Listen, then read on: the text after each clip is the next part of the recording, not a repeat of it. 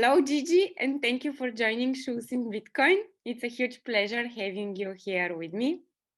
Hi, Valeria. Thank you very much for having me. It's a pleasure as well to be here. Thank you. So I would love firstly to start with the following question.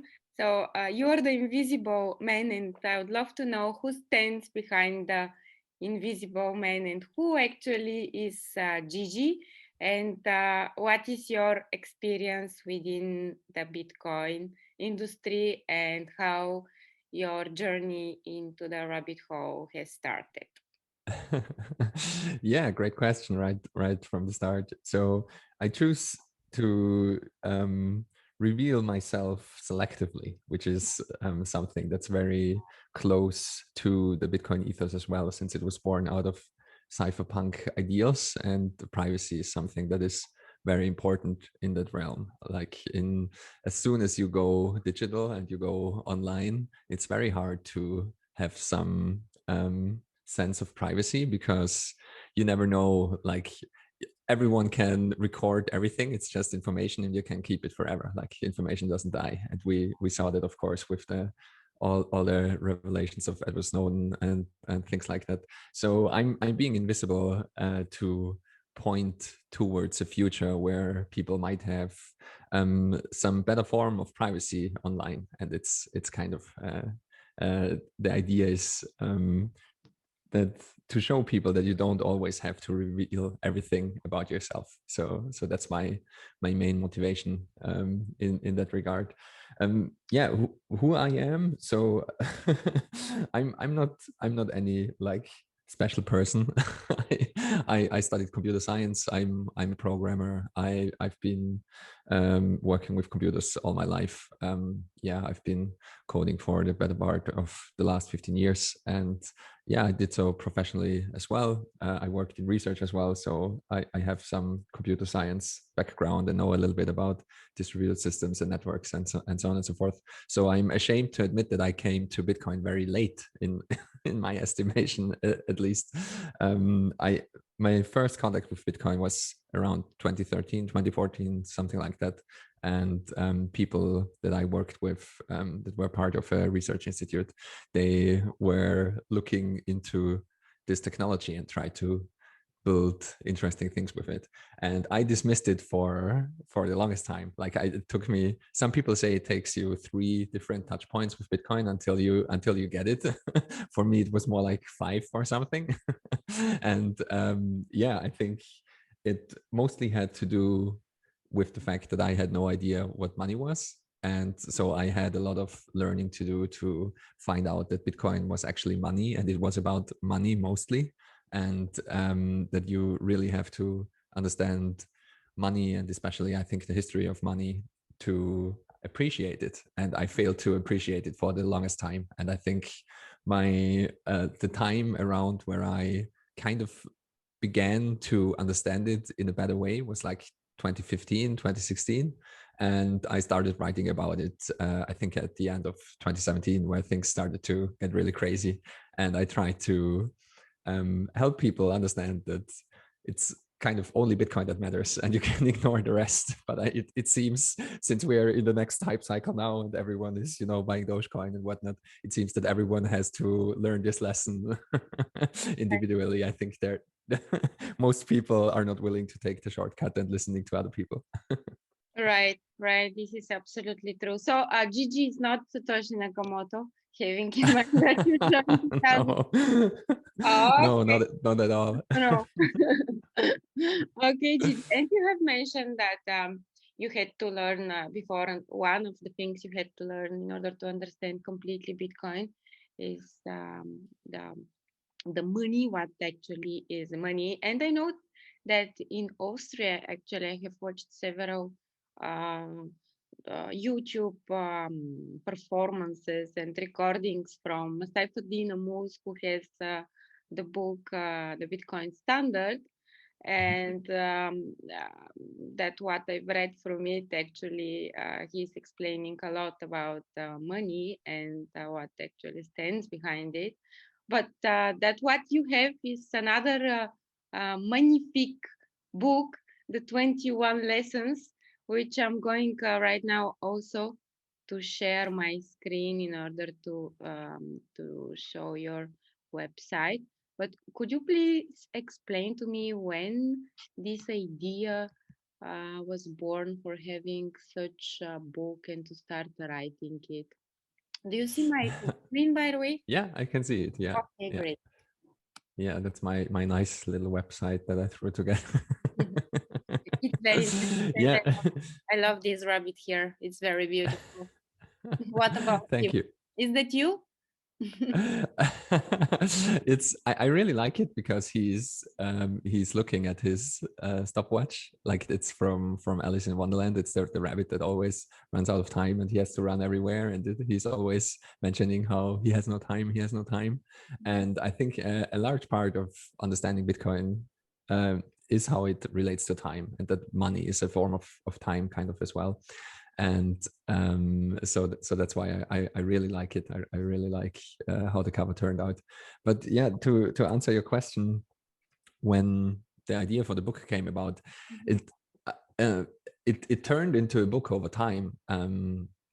Someone asked on Twitter, "What have you learned from Bitcoin?" And I tried to answer that directly on Twitter, and that was probably, it was probably in 2017 or something like that. And I just, I wrote this tweet, and I was kind of happy with it, but it was way like it didn't capture what I've learned completely. So I tried to expand on it, and suddenly I had this tweet storm, like many tweets of what I learned, and I never really sent it because it did never capture what I actually learned. And so I started to write about it, and I just wrote a Medium post about the philosophical aspects of Bitcoin and what I learned about it. And this is what eventually turned into the first chapter of the book. And yeah, so uh, since it was 7 different things that I learned, I knew I wasn't done yet, and I kind of kept working on it, and I kind of forced myself to come up with 21 things after I had the 14. Like I did the first 7, and then I did the next 7, and I was like, I'm sure there are 7 more, and then I have 21, and that will be kind of neat. And that's how the 21 lessons came about. And it was only available online at first, and a couple of people reached out to me that they really want to have this as a book, and if I could turn it into a book. And so I sat down. It took me actually quite a long time, but I decided to turn it into a book and just try it and publish it myself. And that's how it came about. And yeah, again, I think it was end of 2017 where I started writing it, and I think the book came out a year after that, so it was quite a long time to bring it into a book form and do also the ebook. And people were kind enough to do audiobook versions of it that you can listen to as well.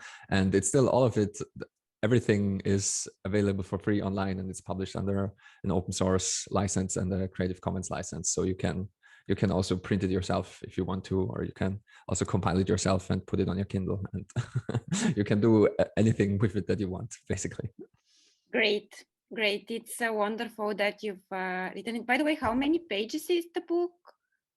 Oh, it's not long. It will take you. I think the audiobook is like 2 hours. Okay. The pages, I don't even know. It's probably like 100 pages or so. It's not really long. It's a short book. You can read it comfortably in an afternoon. Great, great. So we do strongly recommend the 21 lessons by Gigi. So uh, by the way, I'm having a cup of coffee in a clock cup because I do strongly believe that really our time on that earth is limited, and it can be also, I know some people are comparing it to blocks every 10 minutes or Yeah, clock. that's true, and I'm one of those people. So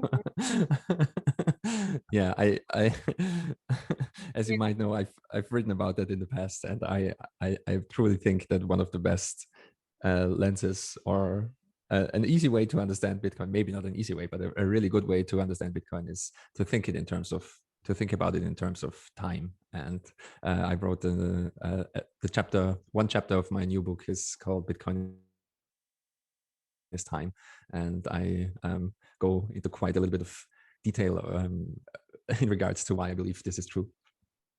And can you just give me 2-3 sentences why this is true? Yeah, I can try, but I it's promise kind of I'm going hard. to read. I promise you I'm going to read your book for sure. But if you, because right now this is something I'm really, let's say, focused on, just to understand our time and what is our mission here on that earth while we are here. So I would love to know this synopsis with 2-3 sentences, if you just. Yeah, that's the main question, right? Like, why are we here, and what is time anyway? Like, that's, I think that's what everyone is trying to figure out. But it's true in two different ways. In the one sense, time is money, as we all know, and if time is money, the reverse is also true. That money is also time, in the sense that it is stored time. Like you work or you produce something, and the fruits of your labor you store in money, and you can use this money for anything. Like, money per definition is the most liquid good. You can exchange money for any good and service that you want. Like, money buys you pretty much everything, of course, like it might not buy you love or some of those kind of things, but if you want to be very effective, having a lot of money is one way to be very effective. And so it literally is stored time and energy. That's a very good way how you can think about it. And you can see that this is also true, that people that were very beneficial to society, they in general have a lot of money, because the society decided to reward them with something that they can use in the future, so that they don't have to work hard every single day. And this is also true if you look at older people. They save up over time, so they have more money than someone who just turned 14 maybe, and so on and so forth. And so this is one aspect of Bitcoin is time, that Bitcoin is money, and money is stored time. But I think what's even more profound, and this is what I wrote about, is the second way that this is true is to understand money deeply. You have to kind of understand what it is. Money is what society owes you. So money is literally just a system to keep track of who owes what to whom. And there are two ways of how you can do it. You can use a physical thing, like coins, gold coins, for example, or also seashells historically, or bones, or what have you. We used all kinds of different things as money, and salt as well. That's where the word celery comes from. And so we used physical things historically because it's very hard to cheat with physical things. If I give you a gold coin, the gold coin speaks for itself. You cannot create two gold coins out of thin air. You cannot lie about kind of not having the gold coin because it's there. I can I can go to your home or just wherever you have it in your pocket, and I can verify that it's there, and it doesn't disappear. So that's why gold is so useful as money. And the second way to do money is to do it exactly the same thing, but not use physical things to keep track of who owes what to whom, but use a ledger. So basically it's a list, and I write down, okay, Valeria owes, I don't know, like 5 gold coins to Gigi, but there are no real gold coins. We only have this list, and that's how modern money works. And the problem, one of the problems that Bitcoin solves, the big problem if you have like a computer system that tries to do that, is that you will always have to rely to, like, you have to trust the person who is keeping track of the list. Like you have to trust the person who is adding entries to the list. You have to you have to put your full trust into that person, and on various dimensions you have to trust that whatever this person is entering into the list is correct. And you also have to make sure that the order of things is correct, because you cannot spend money that you didn't already get. If you look at your bank statement, it's all in chronological order. Like you get your salary, and then you pay your rent, and then you pay for groceries, and so on and so forth. You can't do it. you cannot like you cannot mess up the order. that's one of the things that money relies on. It's very similar if you go back to gold coins, you know, like if I don't have the gold coin, I can't give it to someone else. I can't, that's where everything gets way more complicated. And of course you can do it with debt and so on and so forth. But to build an accurate monetary system in the information space where the only thing that you have are lists, are ledgers, you need to have a precise definition of time because you need to have a precise order of things. And that's exactly the problem Bitcoin solves. And that's also a problem that was completely unsolved before. Some people talk about the Byzantine generals problem, and there are various names for it. But I think just finding an absolute order of things without relying on a central source of time, that's something that has never been done before. And it's a very, very profound thing. And not many people talk about it because it's very difficult to understand, because you also, you ask me what time is, you know, and, time is a very mysterious thing, and we don't understand it very well. And if you look at GPS satellites, for example, they are quite far away from Earth and move very fast. So time for GPS satellites passes differently than time on Earth. That's because of what Einstein found out with his theory of relativity. Like, clocks always go forward, but they don't necessarily stay synchronized. And that's why building a system such as Bitcoin is so insanely hard, because if you do it on a global scale, you will always have the problem that the clocks run out of sync. And with GPS satellites, for example, you can correct for that because everyone is trying to, you know, everyone is working together in the GPS world. You have a company that shoots up the satellites and everyone wants this to work. Nobody wants to cheat, you know, unless there is like a terrorist attack or something. But in general, everyone, you know, like the whole system works together. With money, this is very different. In Bitcoin, this is very different. In Bitcoin, everyone is an enemy. You know, like if you can cheat the system, you're suddenly rich. And so you have to build it in a way that you cannot cheat the system and you cannot cheat the clocks. And that's what proof of work does, actually. You know, proof of work is a decentralized clock in Bitcoin. And you don't have to rely on anything else. You only have to rely on the proof of work that is embedded in the chain. And you can guarantee that this was the order of things. And it's a thermodynamic guarantee. And what's so fascinating about it is I think it's the only way it can work, because the law of thermodynamics is the only physical law that we have that includes time in the equation. There is no other way to do it, and I'm quite convinced of that. But you know, it's so deep down and so esoteric that I might be wrong, of course. But I think the invention of Bitcoin and the problem that it solves is way more profound than most people realize. And that wasn't 2 or 3 sentences. I recognize that, but still, I think it's almost impossible to explain it in 2 or 3 sentences. But basically, the most succinct explanation is, on Earth there is no single time, and what Bitcoin does is it invents its own sense of time, and you need time to build a ledger. All right.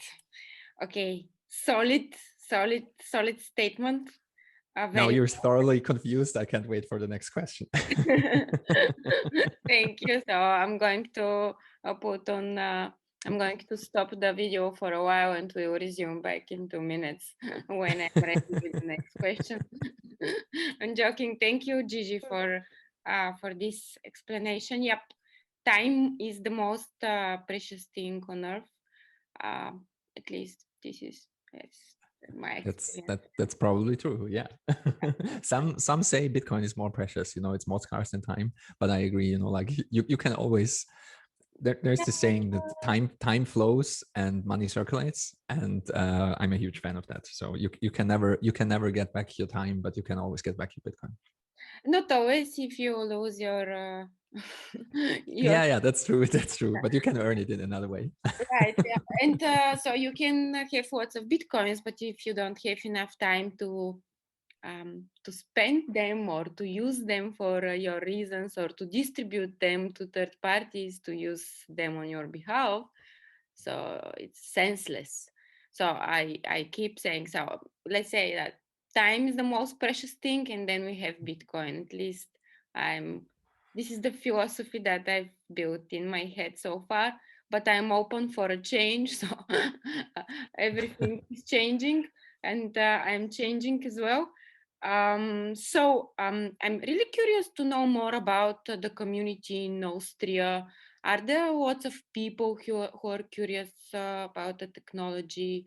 Right now, during this pandemic, I assume that there are not so many physical gatherings and meetups, and everything is more digital. But how does it look like in Austria? Are the people open? Are there shops where you can pay with Bitcoin? And in general, what about Austria and Bitcoin?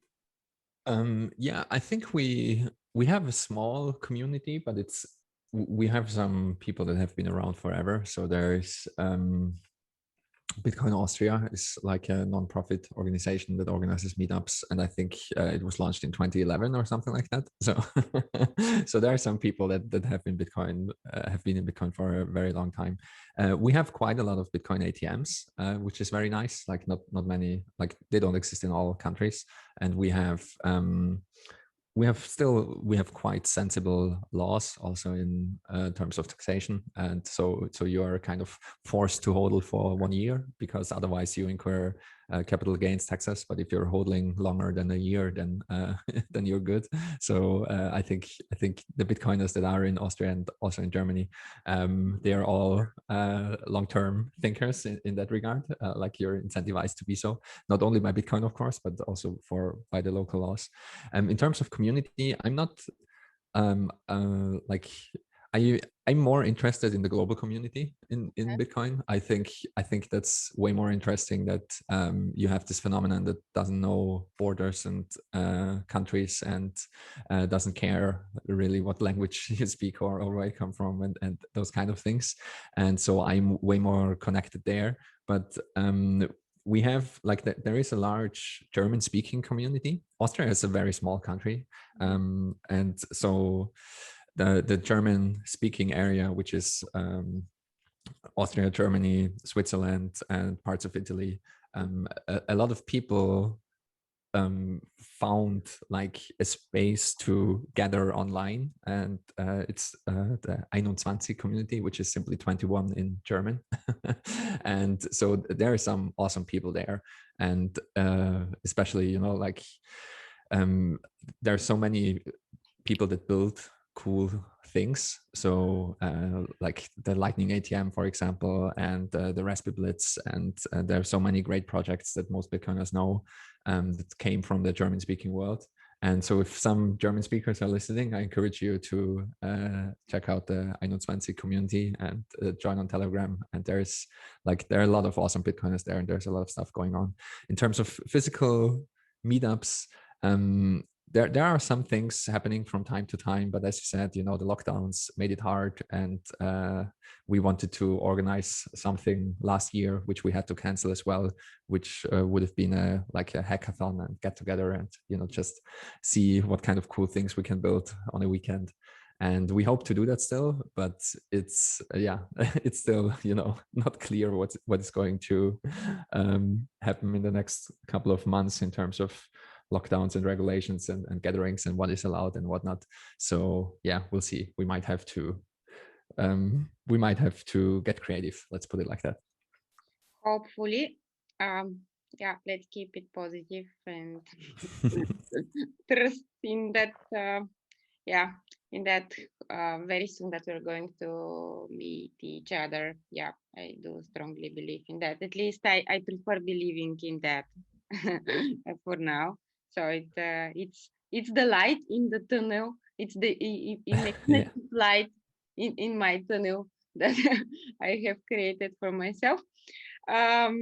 Okay, Gigi, and you've mentioned 21, and I have for the first time I've listened to 21.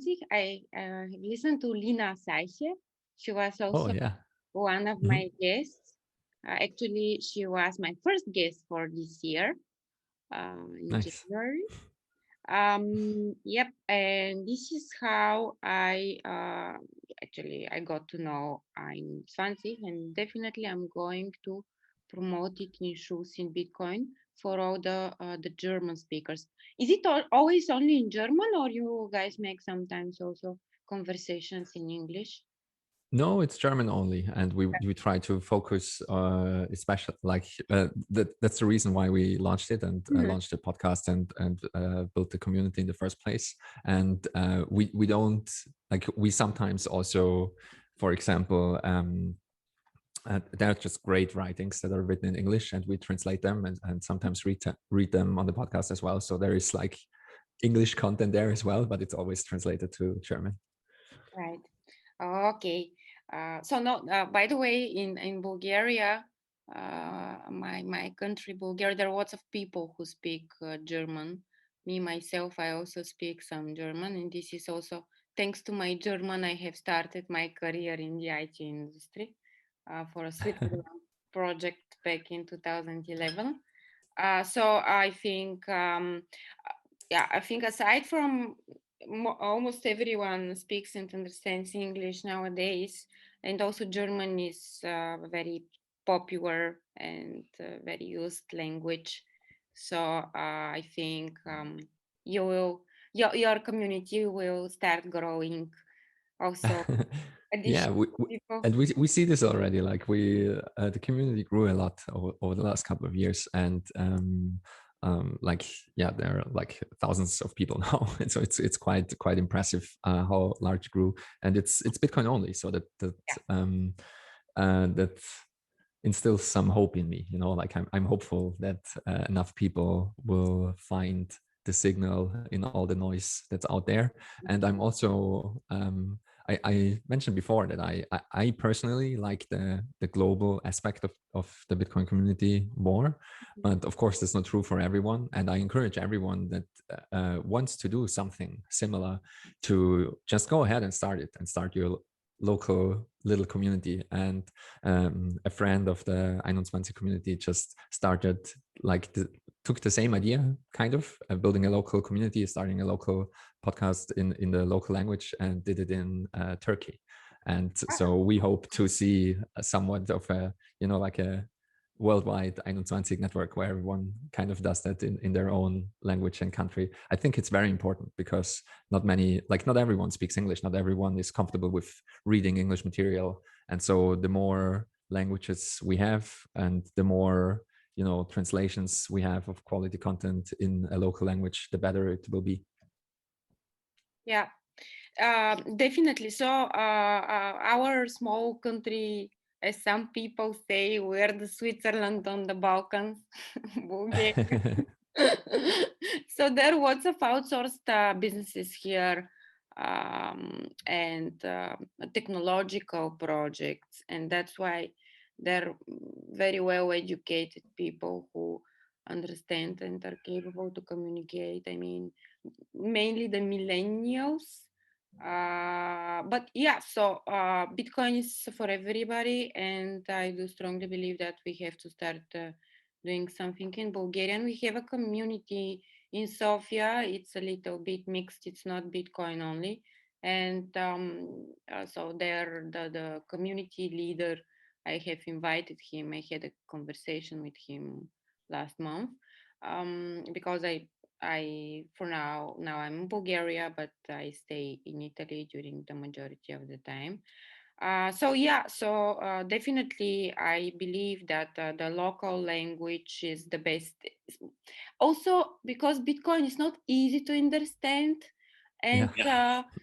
people, when they don't understand something, they tend to reject it and to call it speculation, and this is more psychological problem, and it's valid for everything, not only for Bitcoin. We humans are like that. We don't understand something and we tend to reject it. This is the first thing our brain does. Yeah, absolutely. Mm. Okay, Gigi. So aside from your wonderful book and 21, the community, are there any specific journals and online media channels that you could recommend to the people to start reading with relevant and filtered, well filtered and healthy filtered information about Bitcoin? Yeah, there are some. I can highly recommend. Um, so there are a couple of aspects to that. First of all, it's really hard. It's really hard to recommend something because it very easily gets overwhelming because it is a lot. So to find a deep appreciation for Bitcoin and really understand it and build up the conviction that you will need once like things happen and fear, uncertainty, and doubt come in the news, and Bitcoin is dropping by whatever, pick your percentage terms. It could be 20%, it could be 50%, it could be 80%. You will need to have a deep understanding of Bitcoin to stomach that and not panic and sell and so on and so forth. I think it's very important to get some skin in the game. So just start stacking sats, start small, like 20 euros a month or whatever you're comfortable with, 20 euros a week. It doesn't really matter.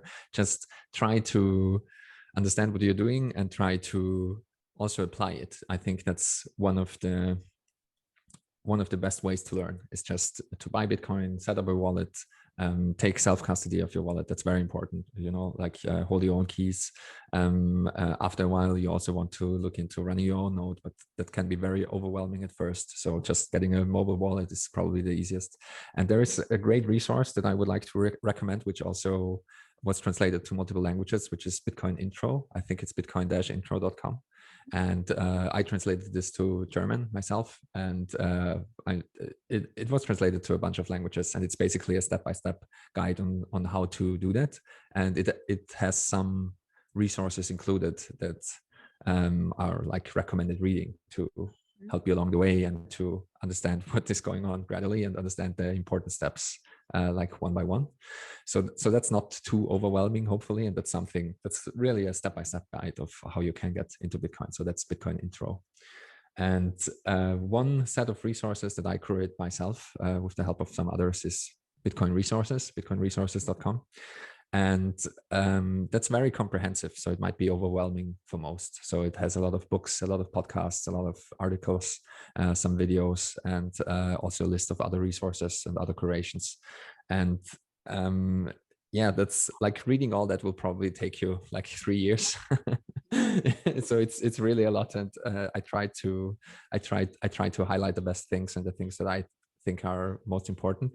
But it really depends on where you're coming from and in what situation you are in. Because if you are kind of forced by your circumstances to use Bitcoin, it doesn't really matter if you understand it or not. It's just like with the internet, we're using the internet right now. We're using all kinds of technology that we don't understand, and it doesn't really matter how it works. It's just the fact that it works that is important. And if you like, for example, like if you're living in a country that suffers extreme inflation or even hyperinflation, Bitcoin will work for you, and you don't have to understand it. If you're forced to use Bitcoin because you're not allowed to open a bank account for whatever reason, maybe you don't have an identity, maybe you work in a business where banks just won't allow you to open an account, like as a sex worker or with even if you're dealing with legal drugs, like it's very often that banks don't want to have anything to do with you. And also online, if you get deplatformed because you have like a political YouTube channel or something like that, then Bitcoin will work for you, and you don't really have to understand it deeply. It's very it depends on your circumstance of how deep you want to get into it. And I think over time, more and more people will just see that it works and they will use it, just like the internet. You don't need to even know that TCP/IP exists or how it works or what it does. You will just use the internet because it's the best tool for the job. And I think that's true for Bitcoin as well. But I'm just trying to say, try to use it and try to play around with it. Don't get overwhelmed. And whatever feels comfortable for you is probably the right amount in terms of how much Bitcoin you should have and how much you should read and stuff like that. Right. Thank you, Gigi, for these recommendations. I do appreciate them. What about, because, in Twitter, I see that there are lots of people who are sharing their thoughts about Bitcoin. And sometimes I have that feeling that there are some narratives that are not very healthy and the way people are promoting Bitcoin. So yeah, it's true that everybody has his her own personal reasons and everybody is free to share the personal thoughts, but there are particular leaders that are communicating the technology and how great actually it is. And I'm curious, do you think that something must be improved in terms of the way the news, not the news, but the technology and um, the way it's being promoted? It doesn't need promotion because it's unique. I'm aware of it. But sometimes there are two bully people that, you know, buy Bitcoin because Bitcoin makes you rich. I don't think this is the right statement. And such statement, when new people who are joining these communities listen to such statements, they tend to feel that there is something wrong. And no, this is the Yeah, reality. I know. It's I know. I think I know what you're trying to get at. Yeah. And Yeah, and having said that, what do you think? Do we need to to change something to be more careful the way we deliver these news? Or it's, I know it's about anarchism, everything, and everybody can say whatever he thinks. However, me personally, I'm not a big fan of such statements because you cannot get rich out of Bitcoin. This is very stupid and wrong statement for me. I mean, you can start saving in Bitcoin to when you start thinking for your future and looking at the long-term perspective of Bitcoin and the fact that its value is going to increase naturally with the time. This potentially could make you richer than today, but buy Bitcoin because this is the way you're going to become rich is something that sounds not so well to me. it Yeah. sounds too good to be true, right? It's I think Or hmm, sell your it house, sell your car, sell buy Bitcoin. sell your chairs. Definitely Yeah. sell your chairs. Yeah, the chairs. um, Yeah, the chairs for the bankers. Yeah. it's I mean, like there are a lot of things to kind of unpack here because first of all, it's Twitter. So it's just Twitter. It's just tweets. It's don't take it too seriously. It's Twitter is not real life, and Twitter does not foster any kind of real world communication of how people would talk to if they would be standing in a room next to each other. Even that's why I'm such a huge fan of podcasts like yours, where people just sit together for an hour or two, or maybe even 4 or 5, it doesn't matter, and really get into a conversation and really hash things out, because you cannot do that on Twitter. And so Twitter is built in a way that it also selects for these outrageous statements, and everything that you mentioned, all of these are outrageous statements. And so what happened over the last couple of years is that these kind of memes emerged, and memes are nothing but just compressed narratives. And historically speaking, it's very true that Bitcoin made you rich. We have an annualized gain of 200% measured in fiat terms if you just stayed humble and stacked Bitcoin. Like even more because you're still stacking. But if you just look at Bitcoin at the price chart, it's annualized, it's 200% year over year. And this is unprecedented in history. We never had an asset like that. Never, like this never happened. And I can tell you why this never happened. Like we had it with gold, but it took probably 1,000 years until gold monetized. With Bitcoin, it will happen in decades. And it is to communicate a sense of urgency that you don't want to miss this. This is going to be the greatest wealth transfer in the history of humanity, and it will never happen again. So it might be a smart idea to sell your chair and buy a little bit of Bitcoin, because you don't really need the chair. You probably have 20 chairs, so why not sell 10 and just buy Bitcoin with it? So it's actually advice. It's not only a joke. But of course, it is also kind of a joke because it is Twitter and it's an outrageous statement. And it's, you also try to push the emotional buttons of people. That's where, also the have fun staying poor, for example, comes from. If people are against Bitcoin and don't want to understand it, that you know, like Bitcoiners have tried to argue with those people for 10 years. And if you're still bringing insanely stupid arguments to the table and just you're not willing to invest 5 or 10 minutes to do any kind of homework, then why am I wasting my time with you, you know, and with arguing with you? So I think I understand most of these kind of memes, and I also understand that, you know, it's not a nice thing to say, and it might be like we might how should I put it? It depends on what your goal is. If your goal is to save as many people as you can save and change the minds of as many people as you want to, like as you hope to,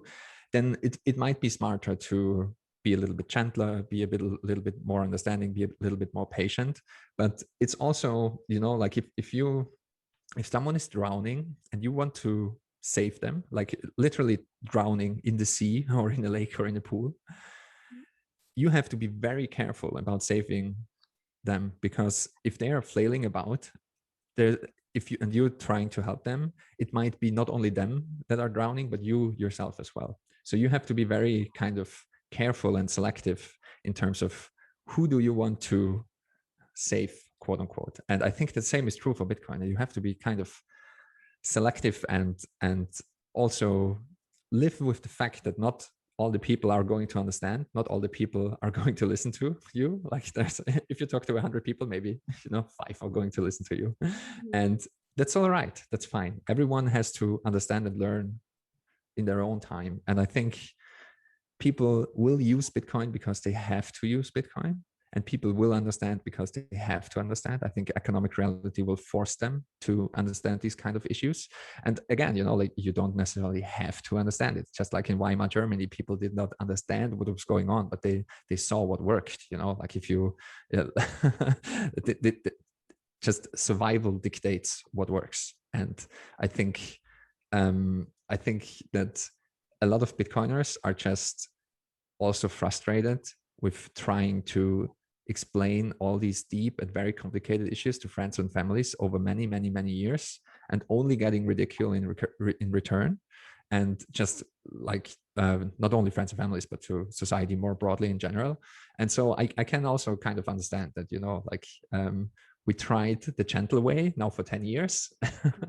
And now, you know, we're trying something else, which is a little bit more on the meme and funny side. And, you know, like if you don't really want to understand it, then we can't help you. So that was, again, a very long answer to, should anything change in regards to the discourse on Twitter? And I think like this is something that everyone has to decide in their own heart. I think there is a lot of goodwill still in the Bitcoin community. There's a lot of people that are writing books, that are producing long form content, that are willing to talk to anyone and everyone all the time, that are, you know, going on TV and on CNBC and trying to explain what's going on to the world, kind of. But in the end, people are going to do what they want to do. And if they want to shitpost on Twitter, then they're going to shitpost on Twitter. It's also, again, I wouldn't take Twitter seriously. It's just, it's like a very large bar where half of the people are drunk or intoxicated all the time, and the bar is open 24/7, and it's just, you know, all kinds of things are happening, and all kinds of, you know, strange people and strange things are discussed, and that's just the way it is. I think, you know, it's also part of internet culture to you know, don't take the discourse, and don't take yourself, and don't take the topic too seriously. And I think that's all right, you know. And I think also people kind of have to grow into this, and also you know, I would say just try to understand the internet culture and the Bitcoin culture, where this comes from, before you dismiss it outright. Because I think there is, first of all, there's a lot of wisdom to be found in there, and I think it's also a kind of protective mechanism, where just ideas are hashed out, and different kind of narratives are tried and hashed out on Twitter directly. And you can see that the way that it worked in the last couple of years, it really worked, you know, like things that were born on Bitcoin Twitter, they are now in the congressional record, you know. Like not too long ago, a senator said in Congress that there's Bitcoin and there's shitcoin. And so this is like an official terminology now, that, you know, there's Bitcoin, the one thing that really counts, and there's everything else. And that's something that the very, very toxic Bitcoiners brought into being. And you can see it also with, you know, like stacking sats, for example, something that came from this community as well. And now there's actually, you know, there are actually actual advertisements and actual models in apps, and just it's a real thing, you know, like sats are the smallest denomination in Bitcoin. More and more people know about that. Stacking sats is a very shorthand form of saying just save in Bitcoin, you know, like just put a little bit on the side. It's a couple of sats, just save it every day, every week, every month, doesn't matter. And I think, like, personally, all of that is kind of good and organic. And even if you would want to change something, you can't anyway, because there is no one who speaks for Bitcoin. You know, there is no single instance that kind of dictates how the discourse should look like. And I think that makes it so insanely interesting and so dynamic. Right. So we keep stacking sats, and we keep having our clocks synced to Yeah, exactly. the right time. Moscow time. Exactly. That's a great summary. Okay. Okay, Gigi. And what about your plans for the future? So our time is limited. What is in your to-do list? Are you going to write another 21 lessons to make them 42? Or so is there something on your plate that you're planning to do in the near future that you would love to accomplish? Yeah, there are a couple of things. I realized a long while ago that every to-do list is bottomless. So you only the only thing you can do is kind of prioritize and try to do like the most important things. And yeah, for me, that's definitely family. So yeah, I hope to arrange my life in a way that I can spend a lot of time with my family and with my daughter. And I also hope that our family will grow and we're just, yeah, we can build a nice life for ourselves. And, you know, Bitcoin plays a large role in that as well. I think I wouldn't be as confident in that vision if it weren't for Bitcoin. And other than that, I think professionally, I want to help make this kind of vision that the cypherpunks had of like a Bitcoin future. Like these are my words now, but I think I have a certain vision of how Bitcoin could help just move the world forward in many areas. I think moving to a Bitcoin standard would be a great thing for multiple reasons. As I said in the beginning, I'm a huge privacy advocate. I think there needs to be a lot of work to, like, there remains to be a lot of work to be done in that area, not only in Bitcoin but in general as well. And so I plan and I hope to work on that for as long as I can, you know, as long as it makes sense for me to do so. And other than that, in the more immediate future, I'm still working on my book. I kind of I'm a little bit behind because I just had too many things on my to-do list and too many obligations. But I'm working on 21 Ways, which is kind of a successor to 21 Lessons. And Bitcoin is Time was the first chapter that was released publicly. I've written a couple of chapters now, and I'm working on 2 or 3 chapters in parallel right now. And I hope to find some more time to write, and I hope to be done this year. So I hope at the end of the year I can release the book, and I'm looking forward to that. A lot of people are really keen to to get their hands on that, and I'm very keen to get this done as well. And yeah, that's basically it. I think everything else, you know, not too different than all the hopes and wishes of other people. I hope to stay somewhat healthy and somewhat sane, and I hope to also enjoy um, uh, all the things that come along the way. You know, I think that's something that's often a lot of people I feel like, especially on Twitter, forget that all of that is great fun, and you should also have a lot of fun with it and enjoy the time with Bitcoin and on Bitcoin Twitter and with the people that you meet and with the connections that you make. And you know, it's even currently with the authoritarian overreach and the lockdowns and all of that, I think it's a great time to be alive, and it's an amazing world. Like, it's amazing that you can reach out to me on Twitter, and we're having a great conversation for like an hour or something. And like, with so many beautiful and magical things in this world, I think everyone should kind of appreciate that, and not take everything too seriously, kind of. Right. This is one of the lessons from my book that is going to be released one day. So I'm looking forward to see the 21 ways. Gigi, I wish you to have your family expanded with 2, 3 more daughters and sons. And Let's hope. yes, and let's have fun staying poor and keep stacking sats. It was a great conversation, Gigi, on Sunday, 9th of May. And thank you very much. Thanks for having me, Valeria. I had a very good time. Thank you. And keep in touch, Gigi. Thank you very Yeah, much. stay in touch. Bye bye. Bye.